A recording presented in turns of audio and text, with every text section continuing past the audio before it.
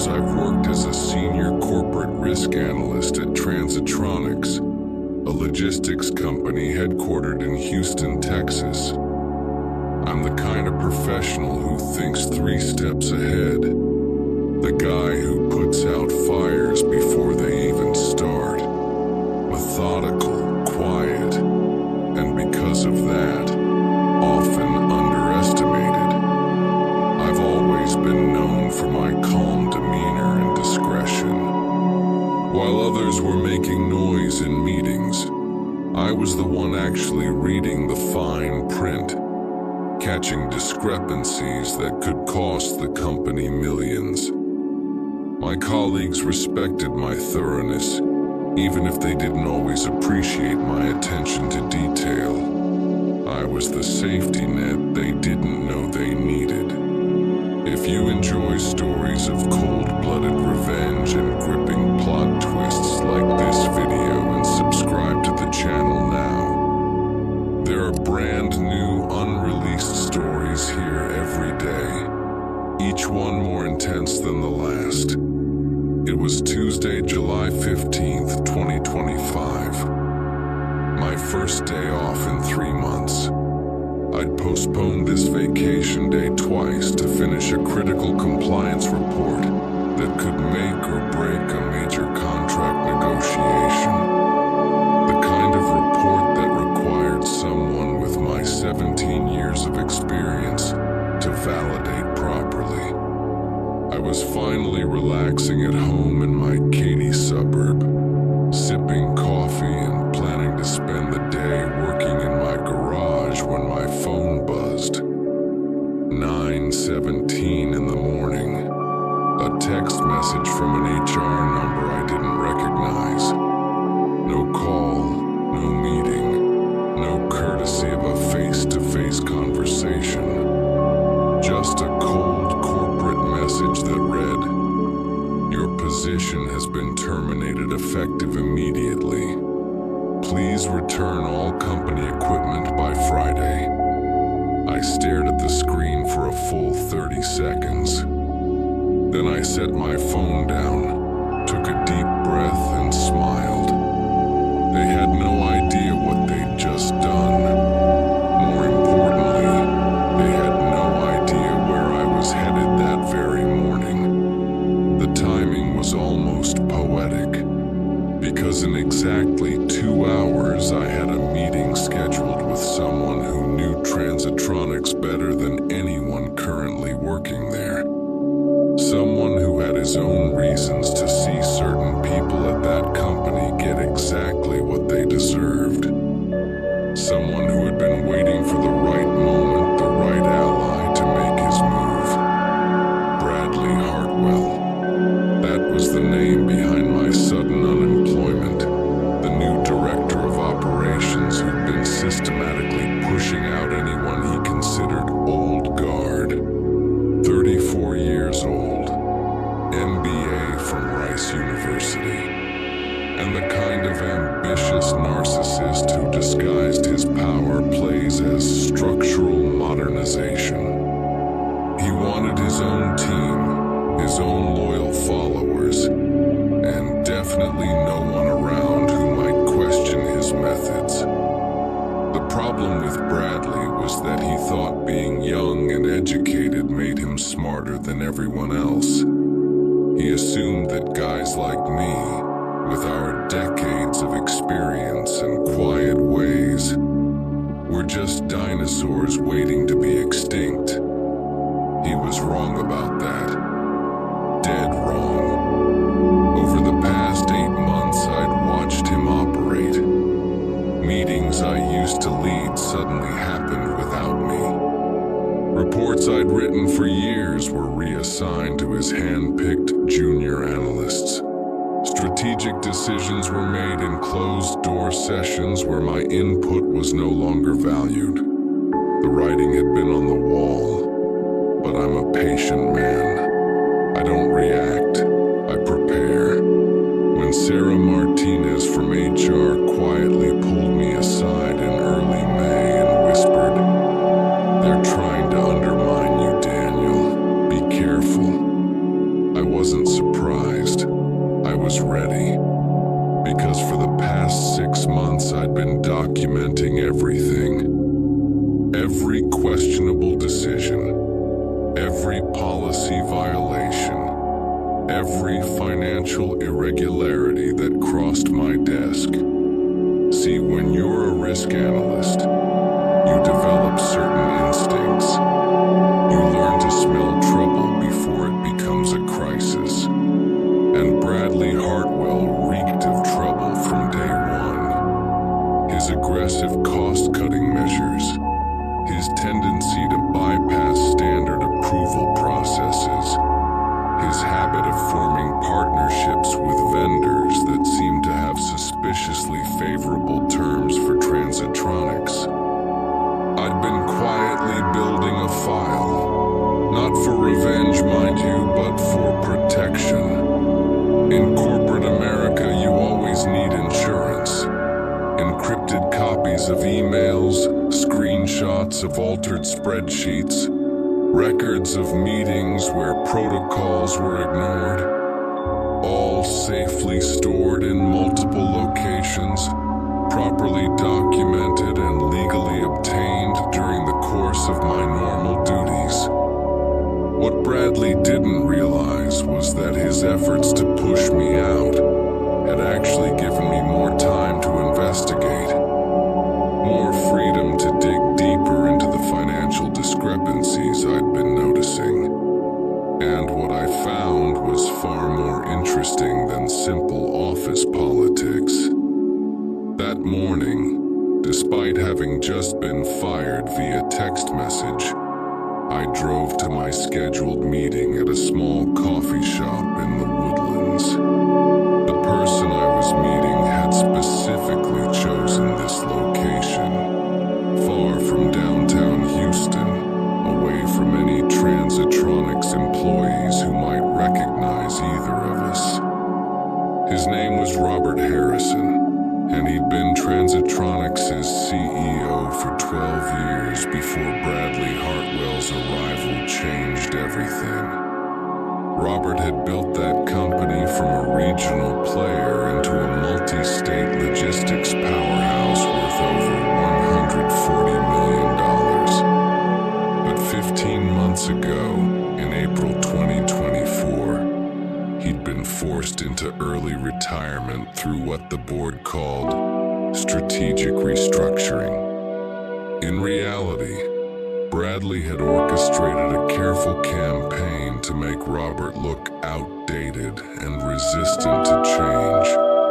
I'd reached out to Robert 3 weeks earlier, after discovering something that made my blood run cold.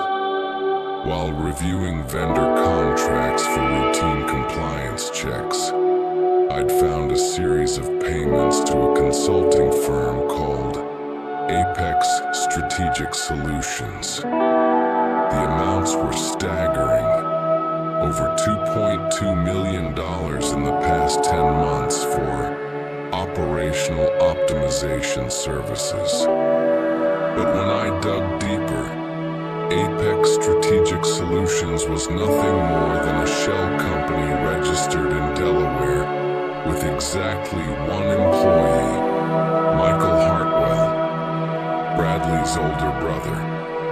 The coffee shop was nearly empty when I arrived at 11:15. Robert was already there, sitting in a cornered booth with his back to the wall. Old CEO habits die hard. He was 61 years old, silver-haired, still sharp as a tack despite being pushed out of the company he built. When he saw me walking in, he didn't smile, but I could see the interest in his eyes. "Daniel," he said, standing to shake my hand. "I have to say, your timing is interesting. I got your message about wanting to discuss Transitronics irregularities.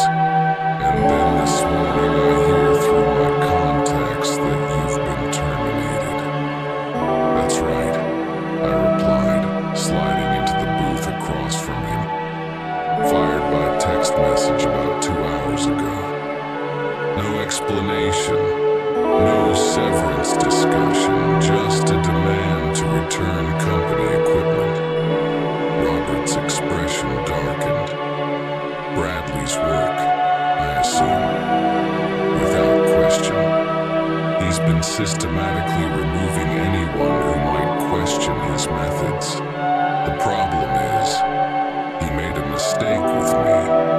He should have kept me close instead of pushing me away, because now I'm free to share what I've discovered. I pulled out a manila folder and placed it on the table between us. Robert's eyes immediately focused on it like a hawk spotting prey. This contains documentation of financial irregularities that go back 12 months, I explained.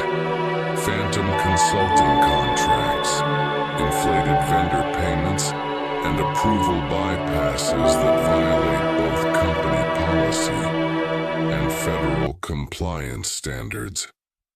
Robert opened the folder carefully and began scanning the documents. I watched his face as he processed what he was seeing. His jaw tightened, and I could practically see his corporate instincts kicking into high gear. "Apex Strategic Solutions," he said quietly, pointing to one of the invoices. $2.2 million for services that aren't even clearly defined in these contracts. "Michael Hartwell," I added.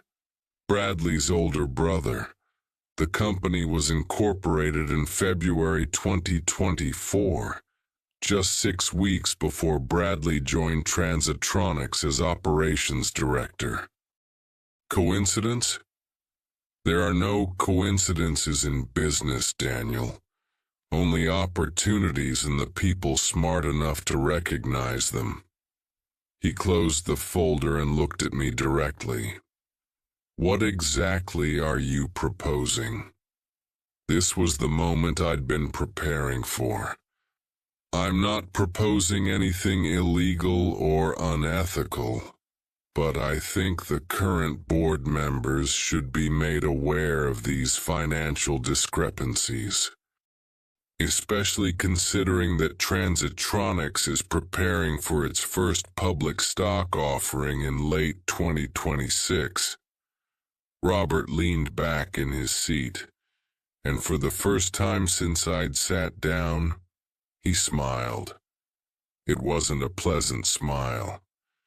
"You know, Daniel, when Bradley orchestrated my removal, he made several promises to the board. Increased efficiency, reduced overhead costs, streamlined operations. But what I'm seeing here suggests that costs have actually increased, just in different categories that aren't immediately visible to board oversight." "Exactly. And there's more.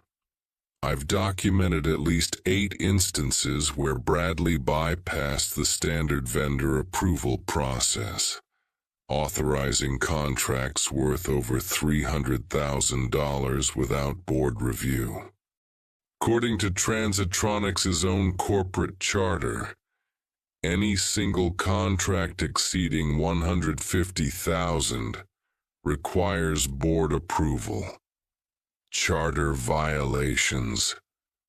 Robert's eyes gleamed. "That's serious business, the kind of thing that can invalidate contracts and create liability issues for the entire company." We spent the next hour going through every document in my folder. Robert asked detailed questions, made notes, and occasionally shook his head in what appeared to be professional disgust. As a former CEO, he understood the implications of what Bradley had been doing far better than I did. "This is good work, Daniel. Thorough and well documented. But collecting evidence is only half the battle. The question is how to present this information in a way that protects both of us legally, while ensuring appropriate action is taken." "I've been thinking about that," I said. "What if this information were to reach the right person on the board of directors? Someone with the authority to order an internal audit. Margaret Singh, Robert said immediately. She's the audit committee chairwoman, and she's never liked Bradley. She found his presentation style too aggressive, and his answers to financial questions too evasive. But she'd need a compelling reason to initiate an audit, especially since Bradley has been showing improved quarterly numbers. Improved numbers that are artificially inflated by phantom consulting fees and contract manipulation, I pointed out. Precisely. But Margaret would need to receive this information through proper channels. It couldn't appear to be coming from a disgruntled former employee or a terminated CEO with an axe to grind. That's when Robert suggested something that was both brilliant and completely legal. He had maintained relationships with several board members since his departure, and he knew that Margaret Singh had been concerned about the company's rapid expansion and increased spending. If she were to receive an anonymous but well-documented report about potential financial irregularities, she would be professionally obligated to investigate. Anonymous reporting is protected under federal whistleblower statutes, Robert explained. As long as the information is factual and the concerns are legitimate, whoever submits it is protected from retaliation. By the time we finished our coffee at 12:45, we had a plan. Robert would arrange for the documentation to reach Margaret Singh through a third-party legal firm that specialized in corporate compliance. The report would be professional, factual, and completely legitimate. No accusations, just questions that demanded answers. As we prepared to leave, Robert looked at me with something approaching respect. You know, Daniel, Bradley made a serious mistake letting you go. He just handed us the perfect opportunity to expose what he's been doing. The funny thing is, I replied, I don't even want revenge, I just want the truth to come out. Let the consequences fall where they may.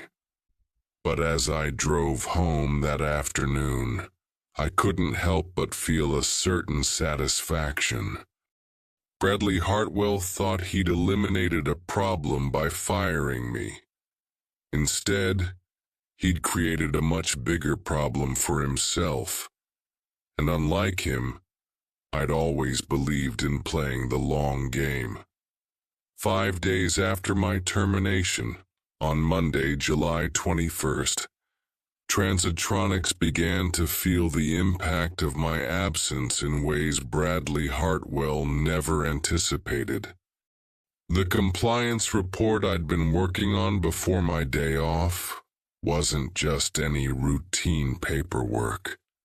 It was the final certification needed for a major contract with Peterson Industries, worth $12 million over 3 years.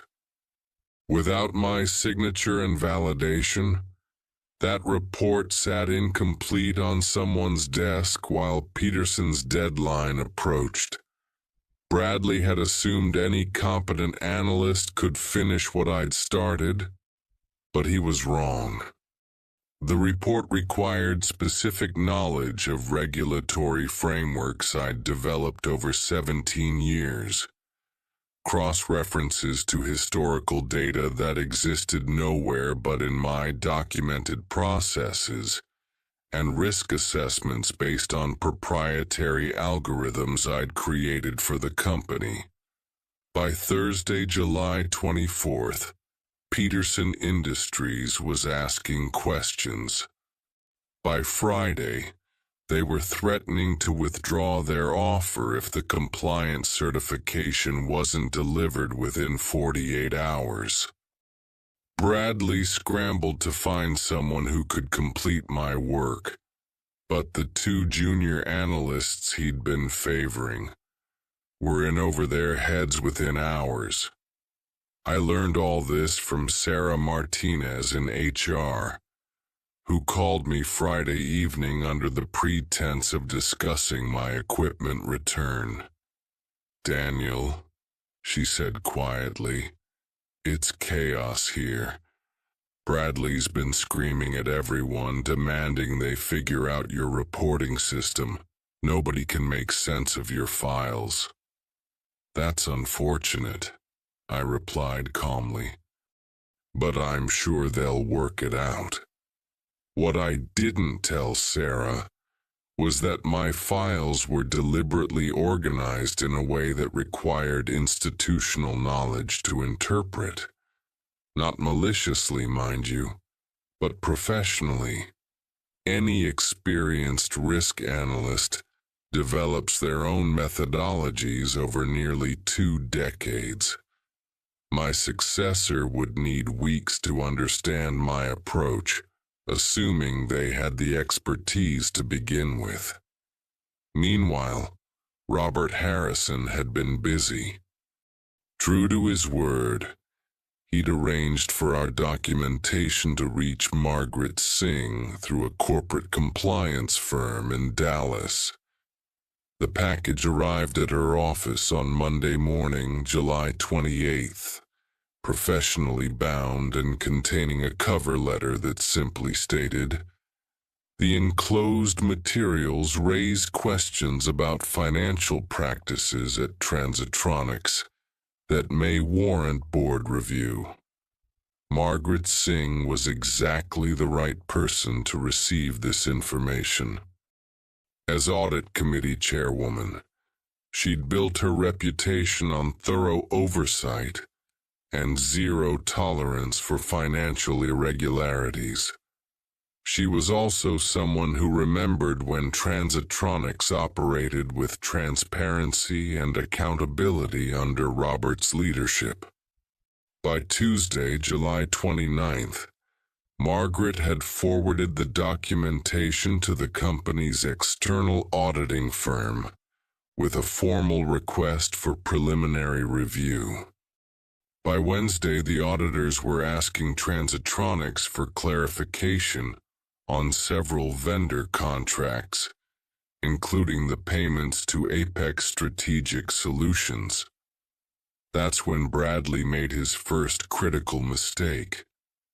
Instead of cooperating fully with the audit request, he became defensive. He questioned why an audit was necessary, suggested that the anonymous report was probably from a disgruntled employee, and insisted that all vendor relationships were legitimate and properly documented. His defensiveness raised red flags for Margaret, who had been in corporate governance long enough to recognize when someone was hiding something. She authorized a more comprehensive audit, this time including a review of the approval processes for all contracts exceeding $100,000. Thursday morning, August 1st, I received an unexpected phone call. It was Tom Rodriguez, a colleague I'd worked with for 8 years before he moved to the procurement department. "Daniel," he said, "I probably shouldn't be calling you, but I thought you should know. They're asking me questions about contract approvals, and your name keeps coming up." "How so?" I asked, though I suspected I knew the answer. "They want to know why so many vendor contracts were processed without your risk assessment over the past 8 months. Apparently, your signature was required on anything over 150, but there are dozens of contracts that bypass that requirement. This was better than I'd hoped. The auditors weren't just looking at the fraudulent payments to Michael Hartwell's company. They were discovering the systematic pattern of bypassed approvals that had allowed those payments to occur. By Friday, August 2nd, Bradley was in full damage control mode. He called a staff meeting to address what he termed unfounded concerns about our vendor relationships. According to Sarah, who attended the meeting, Bradley spent 40 minutes explaining why the audit was unnecessary and assuring everyone that the anonymous report was probably fabricated by someone with a personal grudge against the company's new direction. He mentioned you specifically, Sarah told me during another carefully orchestrated phone call. He said that recently terminated employees sometimes try to cause trouble for their former employers. Did he actually say my name? I asked. Not directly, but everyone knew who he meant. The problem is people aren't buying it. Too many of us remember how thorough you were, how you always followed protocols. If you were concerned about something, there was usually a good reason. That weekend, I did something I rarely do. I allowed myself to feel satisfied. Not vindictive or angry, but professionally satisfied. Bradley had dismissed me as a dinosaur, an obstacle to his modern approach to business. But his modern approach was turning out to be nothing more than old-fashioned fraud dressed up in corporate buzzwords. Monday, August 5th brought the news I'd been expecting. Margaret Singh had called an emergency board meeting to discuss the audit findings. The preliminary report had identified significant concerns about contract approval processes and vendor relationships that required immediate attention. Bradley tried to control the narrative by scheduling individual meetings with board members before the emergency session, but his efforts backfired. Several directors mentioned his defensive attitude to Margaret, who began to suspect that the problems were more serious than initially indicated. The emergency board meeting lasted 4 hours on Tuesday, August 6th. I learned the details from Robert, who still had contacts among the directors. Bradley had been asked to explain the relationship between Transitronics and Apex Strategic Solutions, and his answers had been evasive and contradictory. When pressed about the approval process bypasses, Bradley claimed they were necessary for operational efficiency, and that the risk assessments weren't critical for routine vendor relationships. This answer particularly angered Margaret, who understood that risk assessment wasn't optional in a logistics company dealing with federal contracts and interstate commerce regulations.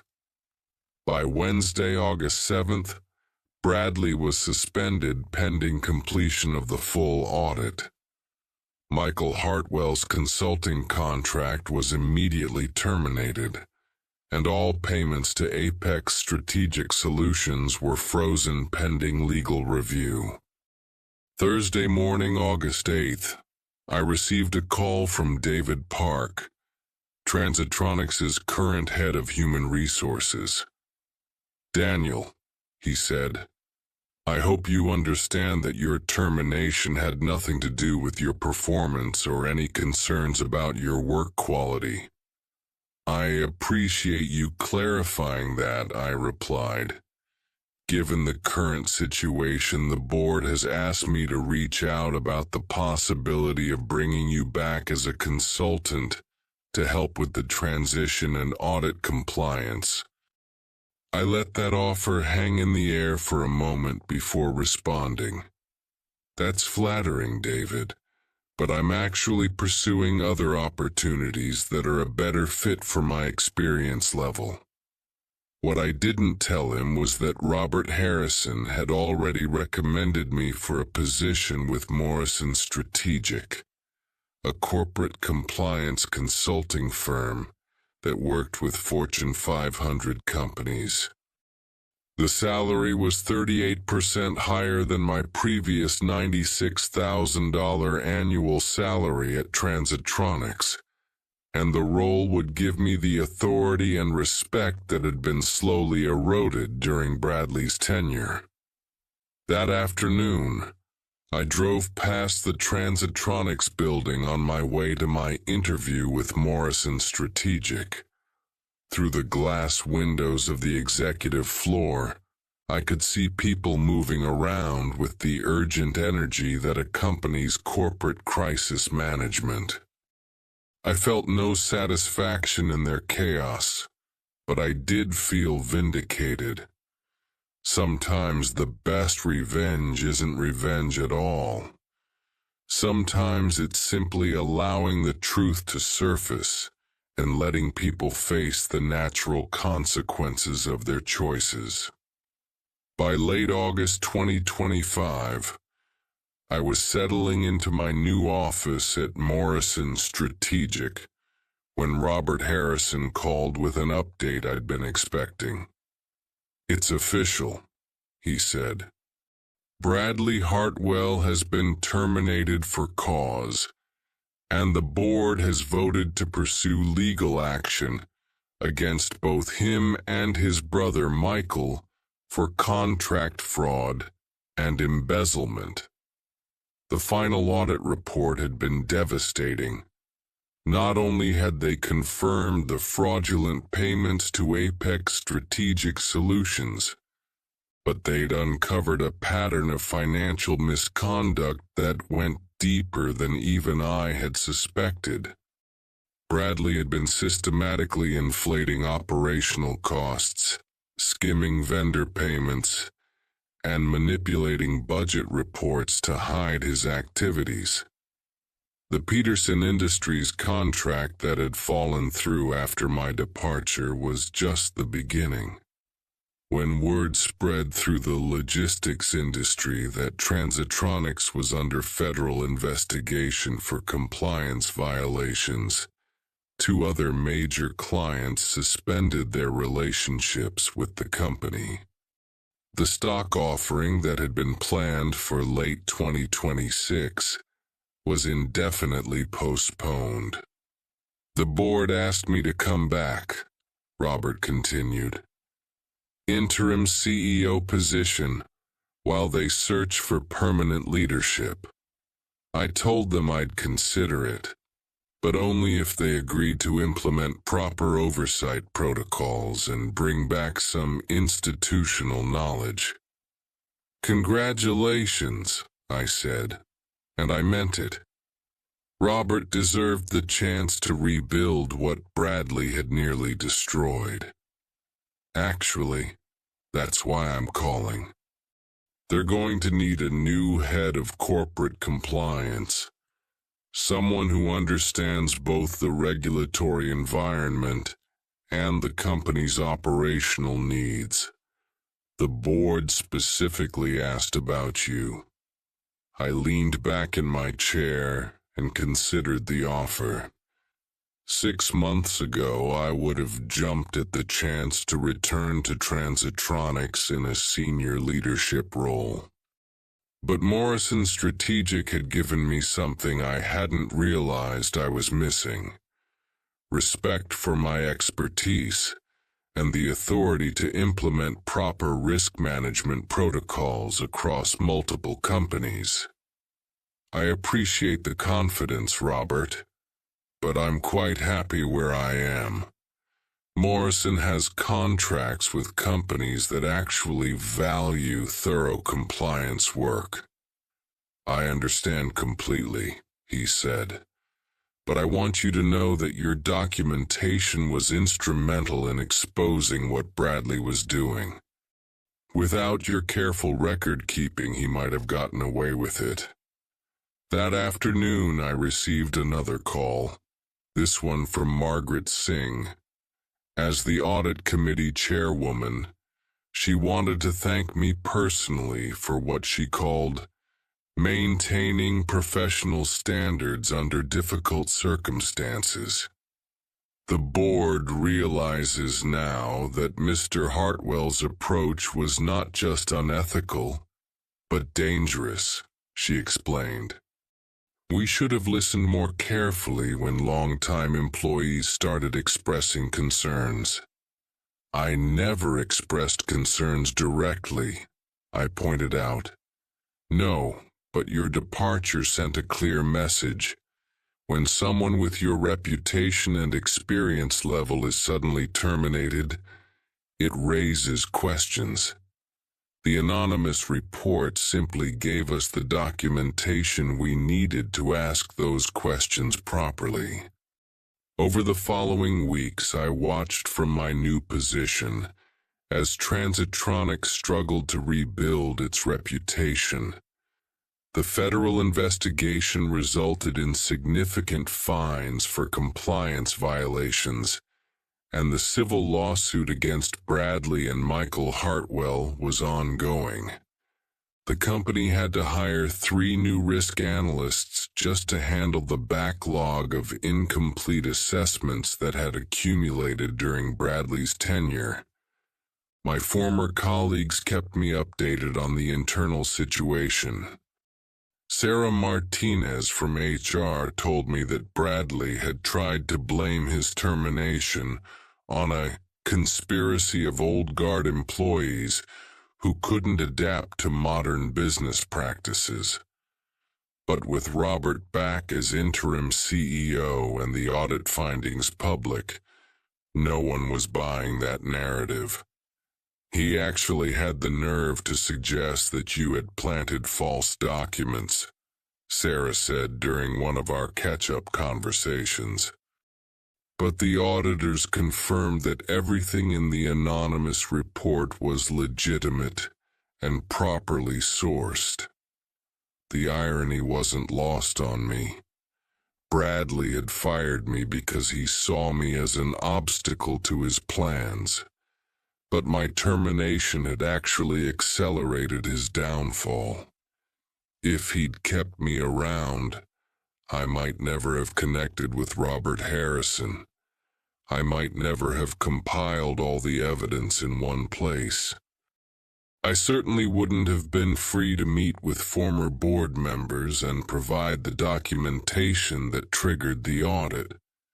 3 months later, I ran into Tom Rodriguez at a Houston Astros game in September. He'd left Transitronics in August to join a smaller logistics firm that offered better advancement opportunities. "You know what's funny, Daniel?" he said as we watched the pregame warm-ups. "Bradley always talked about modernizing the company and getting rid of dead weight. But when everything fell apart, it turned out that guys like you were actually the foundation that kept everything stable." "Experience has value," I replied, "but only when it's respected. The new compliance head they hired is good, but she's been asking everyone about your old protocols.